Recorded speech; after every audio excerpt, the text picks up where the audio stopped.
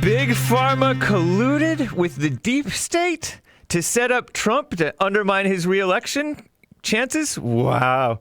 Country leaders, including Israel, but not China, quote-unquote, congratulate phony Joe Biden, right? This is the end of Hour 2 of the Jesse Lee Peterson Show. It's Tuesday, November 10th, 2020. I am James Hake with Hake News, not fake news. Stay tuned for Hour 3, the last hour of the Jesse Lee Peterson Show today. After JLP, catch the Hake Report, thehakereport.com/show. Pro-establishment, anti-Trump Big Pharma company. Revolver News asks, why did Pfizer and the FDA not release good vaccine news until, back in October, as per usual protocol? Apparently, pretty good writer, Steve Saylor, writes in Unz Review. So the original plan was to make a public announcement after 32 cases of their successful testing, right? But instead, they stopped doing simple lab tests until the day after Election Day.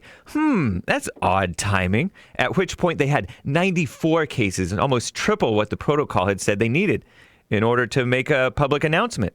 And this Steve Saylor guy, he's not crazy. Stat News also noticed, they see it that way. They said if Pfizer had held to the original plan, the data would likely have been available in October, meaning before the presidential election, well before, as its CEO Albert Bourla had initially predicted. And they colluded with the far-left liberal government deep state FDA, conspiring to backstab President Trump and avoid helping his re-election chances. Or are we crazy? Pfizer female says, we were never part of Operation Warp Speed. That's President Trump's thing to make the vaccine come fast. Drudge in the New York Slimes reports that this lady, Katherine Jansen, a rock star scientist, according to the liberal female media, right? She said, this is a historical moment. She's a senior vice president and head of the vaccine research and development at Pfizer, Katherine Jansen.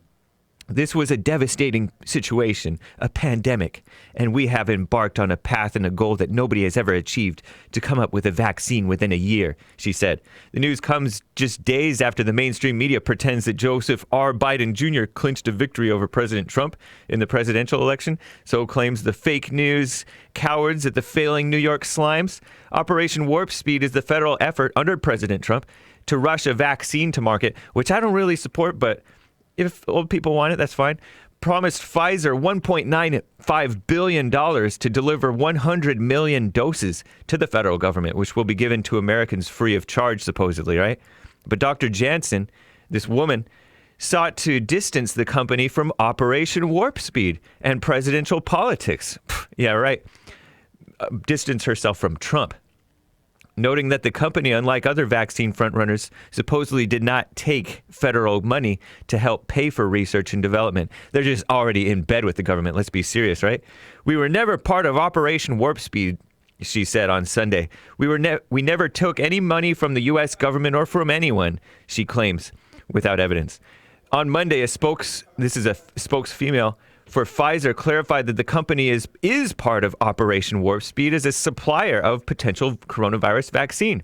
Dr. Jansen said that she learned of the results of the outside panel of experts shortly after 1 p.m. on Sunday and claims that the timing was not to influence the election or not influenced by the election. We have always said that science is now driving how we conduct ourselves, not politics, she said. Lying female, right? And there's an attack on free people.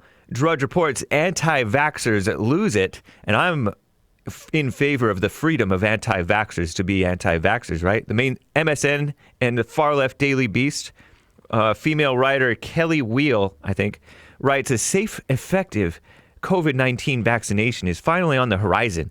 Cue the people who say they won't take it or that vaccines are the harbingers of dictatorship. Just sleazy people. Anti-Trump globalists congratulated Joe Biden, even Benjamin Netanyahu of Israel. He said that he's had a close personal relationship with Joe Biden over the last 40 years, and he's a great friend of Israel. But China did not, because they're waiting for the results. I'm James Hake. On to Jesse.